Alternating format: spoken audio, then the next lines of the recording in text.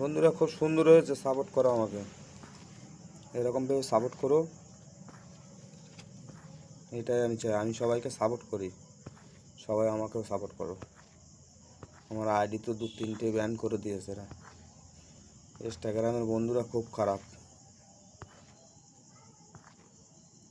দুটো আইডি খুলেছি আমি, দুটো আইডি দুটোই আমার ব্যান করে সাসপেন্ড করে দিয়েছে। আমি কি করেছি আমি নিজেই জানি না।